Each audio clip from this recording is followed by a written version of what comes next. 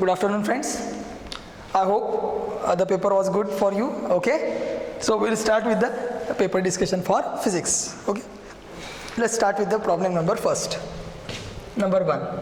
The lines of force due to Earth's horizontal magnetic field are. Lines of force due to Earth's horizontal magnetic field. मतलब H ही पूछा है आपको,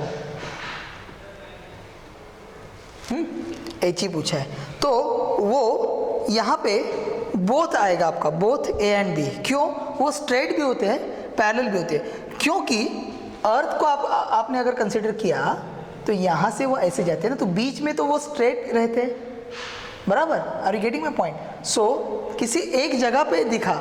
सो for a small area if you are considering, suppose in this खेड I am considering, then whatever the magnetic field lines, the Earth's magnetic field, that will be always parallel and straight. So they will be always parallel and straight. So option number D is the correct option. Okay.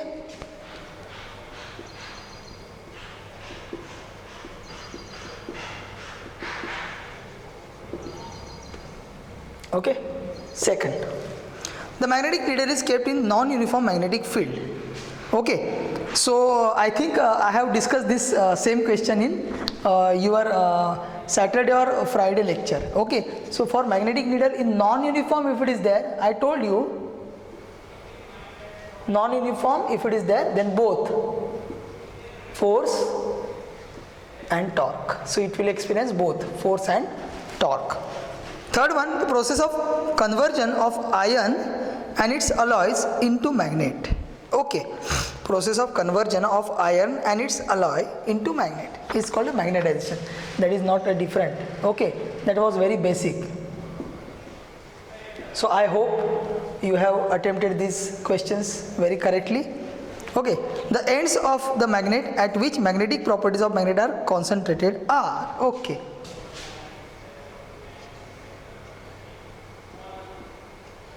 हम कहाँ से चालू करते हैं field? यहाँ से. And कहाँ पे करते हैं? यहाँ पे करते हैं. मतलब फील्ड लाइंस कहाँ पे कॉन्सेंट्रेट होता है? एंड्स पे होता है. और एंड्स पे क्या होता है? पोल्स होते हैं. तो इन लोगों को बोलते हैं, ये इनको बोलेंगे poles. So answer will be poles. Correct answer will be poles. पहले तो थोड़ा डिस्क्रिप्टिव टाइप के भी है थोड़े क्वेश्चन. मैग्नेटिक लाइंस, अभी 5 के लिए जाते हैं. Magnetic lines of induction in external space and inside the magnetic dipole respectively go from. Very simple, I told you. कितना देखो, बेसिक के ऊपर भी क्वेश्चन आया है. ये नॉर्थ साउथ, बाहर में नॉर्थ से बाहर, साउथ को अंदर, मतलब outside north to south and inside south to north. आपका ऑप्शन नंबर कितना आएगा बेटा? ऑप्शन नंबर बी आएगा, 2. North pole to south pole and south pole to north pole, ये ऐसा आएगा. Okay, so let's go for the next question. 6th one. A magnetic dipole of moment m is placed in uniform magnetic field B. So m and B दिया है. So that angle between direction of m and B is theta. Torque acting on the magnetic dipole. So tau is equal to always m cross b. Tau is equal to m cross b. तो tau का magnitude कितना आएगा? Magnitude of tau will be mb sin theta. So ये भी एकदम easy वाला question था. Okay. 7. A magnetic field is produced by 2 magnets as shown in the figure. The magnetic field is, यहाँ पे पॉइंट किया है, ठीक से देखो, और यहाँ पे प्लेन है. ओके, यहाँ पे नॉर्थ पोल है, यहाँ पे साउथ पोल है. अभी क्या हो जाएगा, यहाँ से नॉर्थ जो है, ओके, यहाँ पे एक्चुअली उन्होंने दिखा है, ऐसे दिखा है. ओके, मतलब क्या है इसका? तो okay, non uniform and north is strong and. Non uniform and north is strong and.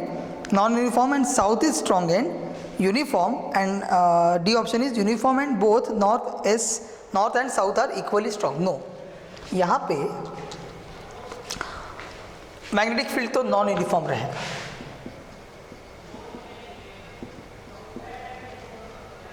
Okay,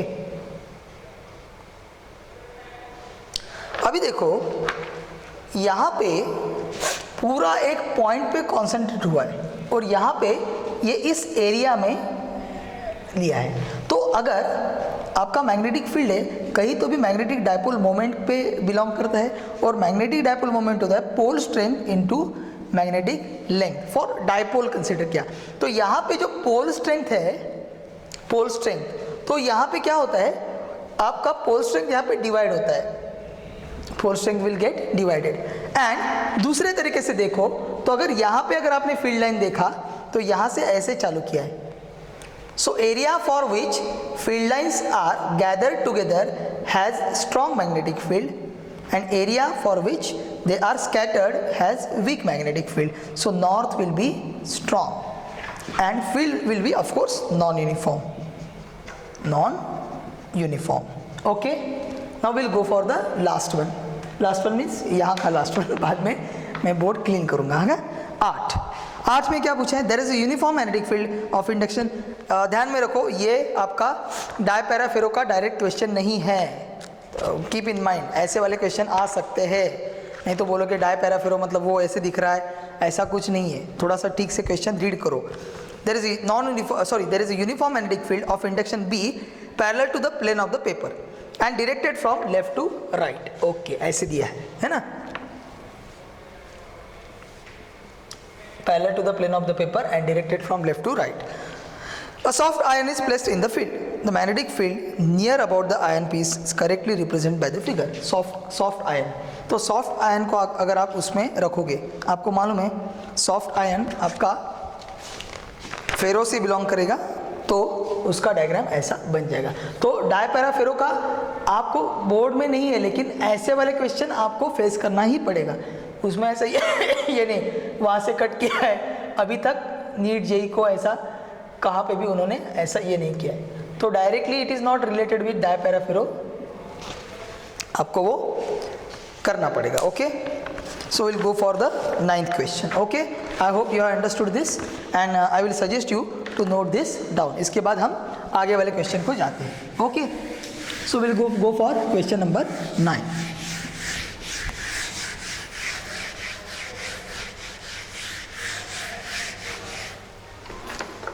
nine में क्या है, 9 में आपको दिया है magnet of magnetic moment m दिया है, कितना दिया है 10 एम्पियर मीटर स्क्वायर, कितना दिया है 10 ampere metre square, has magnetic length suppose 2l लेते हैं, 2l कितना है 5 सेंटीमीटर। ओके, तो इसको कन्वर्ट करना पड़ेगा, 5 सेंटीमीटर 5 इंटू 10⁻⁻² मीटर, क्योंकि मीटर स्क्वायर में दिया है तो इसको भी मीटर में कन्वर्ट करते हैं।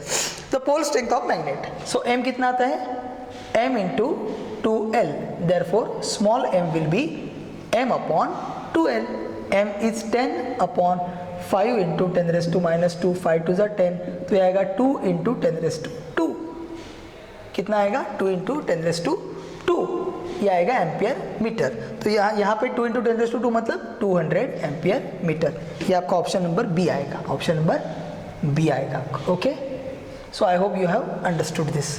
Now we'll go for 10th one.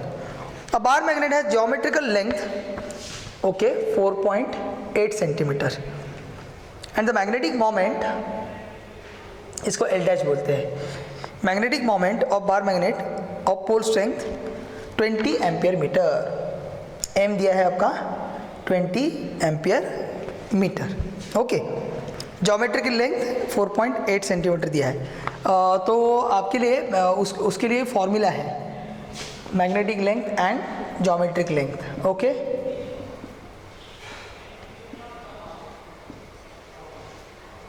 Use this relation. Okay, ये रिलेशन यूज करके आपका ऑप्शन कितना आता है 0.8 एम्पियर मीटर स्क्वायर आता है। मैंने आपको ये दिया है relation between geometric length and magnetic length, कब दिया है वो भी बताता हूँ। एक दिन मेरा सिस्टम का प्रॉब्लम होता कंप्यूटर का, तो उस दिन मैंने मेरा जो कुछ सब मटेरियल था वो आपको भेज दिया था मैग्नेट का, मैग्नेटिज्म का, डिलीटेड सिलेबस देने के पहले। सो वो उसको याद करो उसी पोर्शन में, तो वहाँ पे आपको वो रिलेशन मिलेगा। Just find it. Okay, if you are having any doubt you may ask me, there is no problem. ये 10 का 0.8 आएगा, ये ज़्यादा इसमें बताने का कुछ नहीं है। और फॉर्मूला क्या बनाने का, m is equal to small m into l, 2l, तो यहाँ पे 12 डैश दिया है आपको 4.8 और 12 लेने का। 12 मतलब वो उसको 12 बोला, एल बोला, कुछ तो चलता है, लेकिन यहाँ पे यूज़ करते समय ध्यान से करो, यहाँ पे आपको मैग्नेटिक लेंथ यूज़ करना है, हाँ, और दिया है कौन सा, ज्योमेट्रिक, तो आपको ध्यान में रखना पड़ेगा। 11 में क्या दिया है, magnetic charges -2 ampere metre and +2 ampere metre, ये पोल स्ट्रेंथ दिया है, are separated by distance 15 centimetre, magnetic moment, it's very simple. यहाँ पे देखते हैं 11 नंबर, यहाँ पे नीचे देखने में आपको दिक्कत आएगा शायद, तो ये पूरा करते हैं, -2 एम्पियर मीटर, ओके, एंड ये +2 एम्पियर मीटर। तो कैसे लिख सकते हैं, यहाँ पे you can consider -m and +m, मतलब यहाँ पे क्या आएगा आपका, साउथ आएगा, यहाँ पे नॉर्थ आएगा। और मैग्नेटिक लेंथ कितना दिया है, 15 सेंटीमीटर, 15 सेंटीमीटर। सो गिवन क्या दिया आपको, तो गिवन दिया है m = 2 एम्पियर मीटर और 2l कितना दिया है, 15 सेंटीमीटर। तो मैग्नेटिक डायपोल मोमेंट कितना आएगा, m × 2l = 2 × 15। सो m आपका कितना आना चाहिए, 30 आना चाहिए, बराबर, ओके 30। लेकिन यहाँ पे 15 सेंटीमीटर दिया है, तो 15 को आपको 15 × 10⁻² × 10⁻², तो ये 30 × 10⁻² का मतलब आएगा आपका 0.3 एम्पियर मीटर स्क्वायर। ये बन गया आपका question number 11। If you are having any doubt you may ask me. 12 में क्या दिया है, pole strength of bar magnet, okay, मतलब पूरा मैग्नेट के ऊपर मैंने दिया है आपको, क्योंकि वो बाकी का पार्ट हटा दिया था, इसलिए थोड़ा ये इजी बन गया। इजी मतलब एक ही पॉइंट पे ज़्यादा क्वेश्चन बन गया। अगर डाई पैरा फेरो होता तो आपका एक्चुअल टैलेंट निकल के आता बाहर में, मतलब आप टैलेंटेड ही हो, ऐसा कुछ नहीं है, हम तो सीधे साधे, ओके, लेकिन आपको थोड़ा ये लग रहा होगा, अरे ये तो मैं कर सकता हूँ, ठीक है, it's a confidence booster, okay, from my side. So confidence booster from AVM, okay, as a gift for you. But ये इसमें जो मार्क नहीं मिलेगा, जिसको मार्क नहीं मिलेगा उसके लिए कुछ देखना पड़ेगा, हाँ, मैं भी नाम नहीं लेता हूँ, आपको मालूम है देखने वाले को किसका नाम ले सकता हूँ, तो आप उस फ्रेम में अपने को मत डालो, आपको अच्छा मार्क मिलना ही चाहिए, मैं मार्क देखूंगा सेपरेटली हर एक के, ओके। तो 12th में क्या दिया, pole strength of bar magnet of geometric length, हाँ, ये भी सेम एज किसका, मैंने इसका दिया ना, सेम एज 10, वो सेम करो, उसका कुछ ज़्यादा ये नहीं, सेम एज 10। 13 देखते हैं, 13 में क्या है, if straight conductor is moved with uniform velocity at right angle to the magnetic field, तो V is perpendicular to B, number 1। EMF induced, EMF आपको मालूम है, EMF इंड्यूस्ड, EMF इसको कौन सा यूज करने का, ये आएगा मोशनल EMF। तो डायरेक्ट फॉर्मूला आया था, मैंने आपको ये सब बताया था प्रैक्टिस के लिए, करने के लिए। तो मोशनल EMF कैसे आता है, EMF will be of course opposite of minus magnitude, उसका BL भी आएगा और साइन आएगा नेगेटिव, BL भी आएगा, okay. So I hope you have understood this problem. अभी 14 भी उधर ही करते हैं, आई होप यहाँ तक है अपना बोर्ड, तो यहाँ तक मैं करता हूँ, दिख रहा है ना बोर्ड बेटा सबको, आई होप आपको दिख रहा होगा। 14 का, conductor is rotating about its one and, okay, तो कंडक्टर, ठीक है, मैं इधर लिख के लेता हूँ, आपको दिक्कत नहीं होना चाहिए, ठीक है, ठीक है, no problem, okay, I will do that. 14 में दिया है conductor is rotating about its one end, तो देखना पड़ेगा क्या हो रहा है, wait for a while, just let me rub the board clearly, थोड़ा सा पेपर लेके उसको क्लियर करते, आपको दिखने में दिक्कत नहीं आना चाहिए, हाँ बेटा, ठीक है। तो अभी क्या दिया है बेटा, वो देखते हैं। अभी अपन को दिया है conductor is rotating about its one and, okay, 15। तो एक कंडक्टर लिया, वो कैसे रोटेट हो रहा है, अबाउट इट्स वन एंड, तो यहाँ पे आपको लेना पड़ेगा एक्सिस ऑफ रोटेशन, इसको बोलता हूँ मैं एक्सिस ऑफ रोटेशन, और ये कंडक्टर ऐसे रोटेट कर रहा है यहाँ पे ऐसे, ऐसे रोटेट कर रहा है अबाउट इट्स वन एंड, ऐसा ऊपर नहीं, ऐसा ऐसा रोटेट कर रहा है, नहीं तो वो बोलोगे ऊपर है ना, कैसे भी उड़ा, ऐसे करोगे तो भी चलेगा। तो एक्सिस ऑफ रोटेशन अंदर जाएगा। मैं आपको ऐसे दिखा रहा हूँ, ये कंडक्टर तो ऐसे रोटेट हो रहा है, लेकिन एक्सिस ऑफ रोटेशन कहाँ है, इसके वन एंड पे है। हाँ, तो हाँ, in uniform magnetic field then EMF induced in it is, EMF induced in it। तो यहाँ पे ओके, यहाँ पे आपको थोड़ा ध्यान में रखना पड़ेगा, क्योंकि ऑप्शन में आपके एरिया और फोर्स दिया है, एरिया और फोर्स दिया है। तो क्या हो जाएगा, तो कंडक्टर को आपने हर पार्ट में कंसिडर किया, तो उसका मोशन कैसे आएगा, एक पार्ट का, एक किसी एक पार्ट को लिया अगर आपने, ओके। और यूनिफॉर्म मैग्नेटिक फील्ड कैसे दिया है, uniform magnetic field and then EMF induced in, okay. तो अभी क्या हो जाएगा, एक मिनट,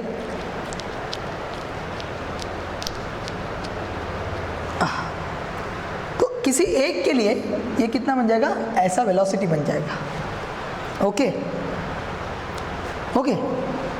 और यहाँ पे हम L लेते नहीं हैं, यहाँ पे हम L लेते नहीं हैं, ओके। तो instead of taking L we are taking area. Area मतलब एरिया कौन सा चलेगा, कंडक्टर का लेंथ L है, ठीक है, कंडक्टर का लेंथ L है, लेकिन वो रोटेट कर रहा है। तो यहाँ पे आपका ये जो फॉर्मूला है, ये डायरेक्ट फॉर्मूला आपका आता है और उसका माइनस, तो ये इसका डेरिवेशन नहीं है, ये आपको ध्यान में रखना है। तो कहीं पे भी आपने रीड किया होगा, अगर नहीं किया है तो आगे से इसको आप ध्यान में रखो। डायरेक्ट क्वेश्चन है, लेकिन मैंने आपको करके दिखाया है। इसका ही टाइम पीरियड भी निकालते हैं, तो टाइम पीरियड निकालने का तो √I/mb आता है, ये भी एक इंपॉर्टेंट फॉर्मूला है। ये अभी यहाँ पे नहीं है, यहाँ के लिए नहीं है ये, लेकिन मैंने आपको बता के रखा। तो ये दो फॉर्मूला आपको कंडक्टर के लिए ध्यान में रखना है। तो आगे चल के जाते हैं 15 के लिए। 15 क्या पूछा है आपको, सॉरी 15, अरे ये 14 है ना, सॉरी ये 14 है, ये 15 है। 15 में क्या दिया है, direction of induced EMF in conductor can be found by, आपको ठीक से रखना है, ठीक से ध्यान में रखना है। अगर आपको मैग्नेटिक फील्ड फोर्स एक्टिंग निकालना है, फोर्स एक्टिंग निकालना है, तो फ्लेमिंग्स लेफ्ट हैंड रूल, हाँ ये ध्यान में रखो। अगर फोर्स एक्टिंग निकालना है तो Fleming's left hand rule, and EMF induced निकालना है, EMF इंड्यूस्ड, ओके। तो वहाँ पे जो आपको फ्लेमिंग्स राइट हैंड रूल दिया है वो आपको यूज़ करना पड़ेगा। EMF इंड्यूस्ड मतलब AC जनरेटर ध्यान में रखने का, मोटर के लिए Fleming's left hand rule, generator के लिए फ्लेमिंग्स राइट हैंड। तो मेरा आंसर क्या आएगा, फ्लेमिंग्स राइट हैंड रूल आएगा, ये मेरा आंसर आएगा। EMF induced will be taken by Fleming's right hand rule. आगे के ले जाते हैं 16 के लिए। The direction of induced EMF during electromagnetic induction is given by, कौन सा, लेंज लॉ।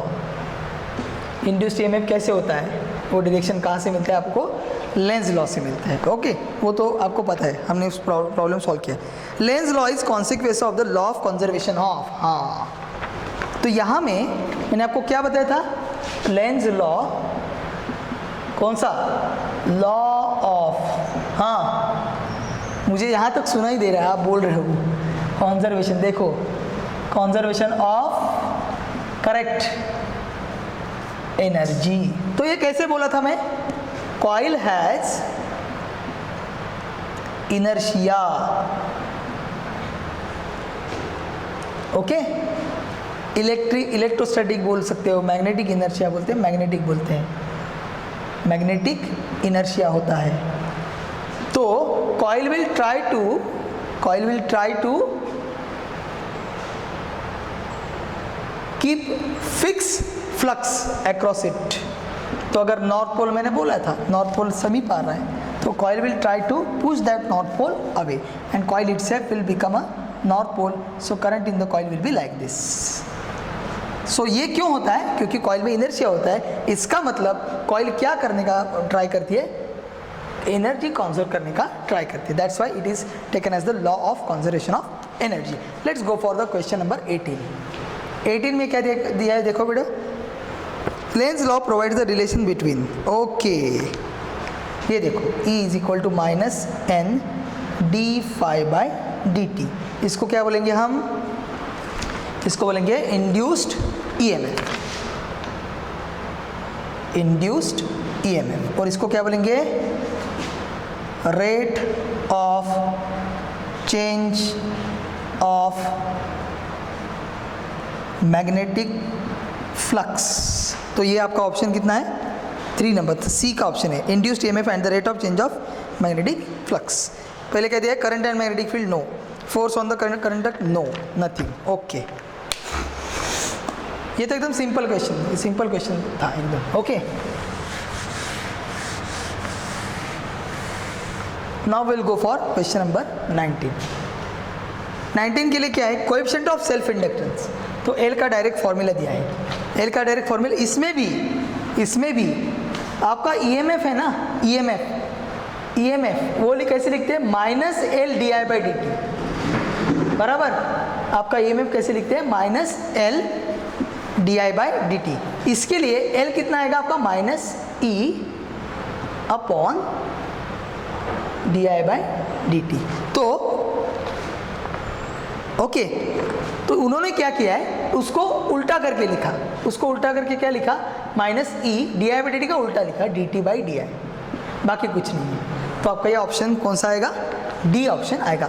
मेरे को लगता है शायद आपने ये गलत किया होगा। हाँ, ऐसा लग रहा है मुझे। हाँ, इतना भी सिंपल नहीं है क्वेश्चन पेपर, ट्रिकी है। ओके, ये तो ज़्यादा कुछ नहीं है, ऐसा इसमें ज़्यादा कुछ करने का ये नहीं है। तो यहाँ पे 19 हो गया। अभी जाते हैं 20 के लिए।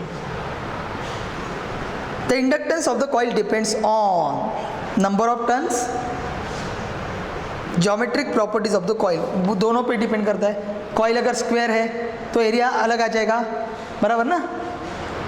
स्क्वायर कॉइल के लिए क्या पकड़ूंगा मैं? ये ए इंटू बी, तो एरिया कितना आएगा इसका? Area A B. अगर सर्कुलर है और रेडियस आर है तो एरिया कितना आएगा? एरिया आएगा पाई स्क्वायर। तो ये कॉइल के शेप पे भी डिपेंड है। और दूसरा कौन सा? Number of turns of the coil, correct. यहाँ पे एक ही टर्न है तो ये n इजिकल टू 1 आएगा। अगर मैं ज़्यादा लिया तो वो भी मैटर करता है ना। तो जो हमने फॉर्मूला लिया है L is equal to phi is equal to N B A cos theta, sorry, वो फॉर्मूला हम यहाँ पे यूज़ करेंगे। Okay, are you getting my point?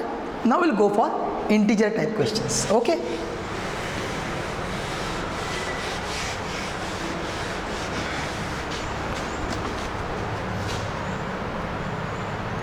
तो अभी हम सॉल्यूशंस निकालेंगे, solutions to integer type, integer answer type questions. Question number 21 में क्या दिया है बेटा? The self inductance of coil which produces 5 volt, 5 volt मतलब इंड्यूस ईएमएफ दिया है 5 volt, when current changes from I1 कितना 3 एम्पियर, I2 कितना दिया है 2 एम्पियर, एंड डेल्टा टी कितना दिया है इन 1 मिली सेकेंड। मिली सेकेंड का मतलब 1 इंटू 10⁻³ सेकेंड।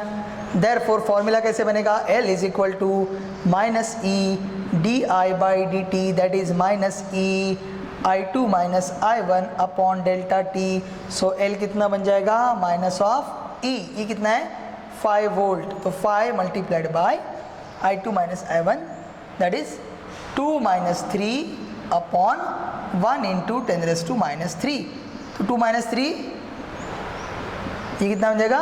-1 अपॉन 10⁻³ तो L कितना बन गया? हाँ, ये माइनस माइनस कैंसिल हो गया, तो ये कितना बन गया? 5 इंटू 10⁻³ 5 इंटू 10⁻³ हेनरी। तो अभी आंसर कितना है? 1 मिनट, हाँ,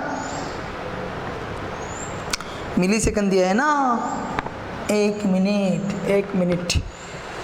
ओके, 5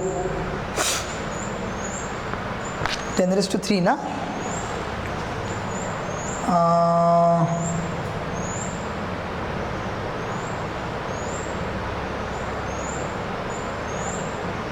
अगर ये -3 होता तो उसको मैं मिली हेनरी बता देता। एक मिनट, मिली सेकंड दिया है ना, हाँ अरे यार ये बराबर है, ए सॉरी ये आएगा, हाँ 1 मिनट मैंने फॉर्मूला गलत लिखा, L = -E/di/dt ना, हाँ तो -5/2 - 3/10⁻³ तो ये कितना आएगा -5 ये -1/10⁻³ तो ये -3 डायरेक्टली ऊपर जाएगा, बराबर है ना। तो इसको स्प्लिट करके लेते हैं, -1/10⁻³ -1 × 10⁻³ करेंगे, और इसको आगे लिया तो हाँ तो बराबर 5 × 10⁻³ बराबर है, मतलब 5 मिलियन, मतलब आपका 5 आंसर आना चाहिए, आंसर में 5 आना चाहिए, दैट इज़ इम्पॉर्टेंट। बाकी कुछ हेनरी मिली हेनरी लिखने का सवाल ही नहीं है आपके लिए। 22 और 22 if the rate of change of current per second in one coil induces EMF of 2 volt, okay, delta T कितना दिया है 1 second, okay, in the neighbouring coil the mutual inductance of 2 coils, okay, mutual inductance of 2 coil M = E × di/dt, हाँ तो directly करने का कुछ नहीं है, di/dt दिया है आपको, हाँ 1 सेकंड में कितना देते हैं, इन वन कॉइल इंड्यूसेस इन वन कॉइल, हाँ करंट पर सेकंड, मतलब इसको 1 लेने का, 1 लिया तो आपका आंसर आएगा, मतलब आंसर निकालने के लिए नहीं बोल रहा हूँ, पर सेकंड वगैरह वो कॉइल का दिया डायरेक्टली 2 × 1, ये कितना आएगा 2 हेनरी, 2 हेनरी आपका ऑप्शन है, ओके। अभी जाते हैं 23 के लिए। If you are having any doubt you may personally ask me, there is no problem. मेरे बोलने में कभी कभी इधर उधर आंसर हो जाता है, सो पहले बोल के रखता हूँ, अगर कुछ उल्टा सीधा मतलब बुरा वगैरह कुछ नहीं बोलूँगा, इधर ये मिली का माइक्रो बोला, माइक्रो मिली ऐसा कुछ बोला तो मेरे को इतला कर दो, okay. 23 if the current increases from 0, okay, I1 will be 0 to I2 कितना 1 ampere in 0.1 second, so delta T कितना लेने का 0.1 second in the coil of 5 henry, L = 5 milli henry दिया है, तो E कितना है, एकदम सिंपल है, E = L, अभी साइन नहीं, अभी इसका मैग्नीट्यूड लेते हैं, L di/dt, तो L कितना है 5 × 10⁻³ di/dt, तो 1 - 0/0.1, तो ये कितना बन जाएगा 5 × 10⁻³ 1 - 0 1 1/0.1 10 बन जाएगा, तो ये क्या बन जाएगा 5 × 10⁻², E विल बी, अभी यहाँ पे ऑप्शन कैसा आएगा, तो 5 × 10⁻², इसका मतलब है 0.05, क्योंकि आपको इंटीजर टाइप में आंसर देना होगा, तो answer must be this, answer must be 0.05 volt, okay. Last 2 question बचा है, अभी वो 2 क्वेश्चन कर देते हैं। अभी will go for 24, question number 24। तो बेटा question number 24, what is question number 24? तो 24 के लिए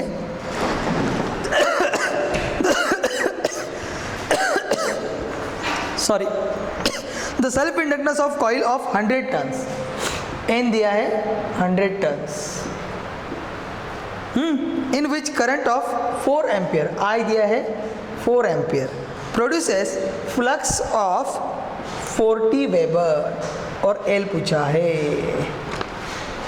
सिंपल है, फाई के लिए आप Li लिखते हो ना, तो यहाँ पे आपको N × Li लिखना होगा। फाई का फॉर्मूला मालूम है आपको, मैंने सिखाया आपको, फाई = Li, तो यहाँ पे NLi लिखने का, तो आपको क्या निकालना है L निकाल, तो L कितना बनेगा 5/Ni, फाई कितना है 40, N कितना है 100 मल्टीप्लाइड बाय ये कितना 4, ओके, 0 ने 0 को काटा, 4 ने 4 को काटा, ये बन गया 0.1 आपका। अरे यार एक मिनट, मेरा आंसर क्यों 10 क्यों बता रहे हैं, 40 वेबर, 40 वेबर तो 4 बाय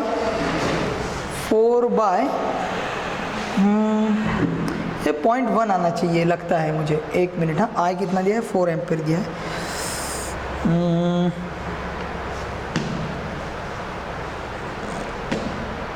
करेक्ट, 40 वेबर। ये आपका 0.1 आएगा। ओके, ठीक है। यहाँ पे भी देखो लास्ट क्वेश्चन। लास्ट क्वेश्चन में क्या दिया बेटा आपको? लास्ट क्वेश्चन में दिया है current of 3 ampere in one coil causes a flux in the second coil of 200 turns. To change by phi दिया है, change in flux delta phi दिया है 6 into 10⁻⁴ Weber per turn of secondary coil, the mutual inductance of the pair of the coil. तो हाँ, सो m कितना आएगा? E upon di/dt। Okay, ये current है ना, ये di/dt लेने का, चेंज इन करंट ही लेने का। तो और E अपॉन आई लिखो डायरेक्ट। ओके, तो E कितना दिया है आपको? E दिया नहीं है, तो d∅dt आपको दिया है, तो डेल्टा फाई दिया है। तो आपको आपके लिए कंस्ट्रक्ट करना पड़ेगा फॉर्मूला। कैसे करेंगे? E upon delta I, that will be delta, नहीं तो ऐसे कर सकते हैं आप इसको, m is equal to E upon di/dt। तो आप ये कैसे कर सकते हो? d∅dt upon di/dt। ये कितना बन जाएगा? देखो, d∅dt मल्टीप्लाइड बाई dt/di। ये दिखाने के लिए बता रहा हूँ, मतलब आपको क्या होना चाहिए? Delta phi upon delta I. तो डेल्टा फाई कितना दिया आपको? 6 into 10⁻⁴, डेल्टा आई दिया है 3, सो ये आएगा 3 into 10⁻⁴। Okay, 2 into 10⁻⁴। 1 मिनट। हाँ, और हाँ, ओके, n होना चाहिए, n इसको n से मल्टीप्लाई करो, तो n कितना आएगा आपका? 200। सो 2000 मल्टीप्लाइड बाय 6/3 मल्टीप्लाइड बाय 10⁻⁴। तो ये 1 2 3 और ये -4, ये मतलब 0.2, और ये कितना हो जाएगा? 3 2 6 into 2, ये बन जाएगा 0.4। तो इसका आंसर है 0.4 हेनरी। सो बेटा, in this way we have completed our doubt session. अगर किसी को कुछ प्रॉब्लम है, any problem is there, you may ask me on my personal WhatsApp. I will be giving you the expected answers. यहाँ पे अपन ने अपना डिस्कशन कंप्लीट किया है और अपने टॉपिक भी कंप्लीट हुए, अल्टरनेटिंग करंट भी अपना कंप्लीट हुआ है। And I hope from tomorrow we will start with our new part. We will go for new part 2। Electromagnetic waves बाद में ले लेंगे, पहले हम स्टार्ट करेंगे, we will start with optics. So from tomorrow we will start with geometric optics. So I hope you have understood everything. If any problem is there, again I am asking for any problem. If it is there, then you may feel free to ask me. Till that, stay home, stay safe, stay tuned with physics. Thank you. Bye bye.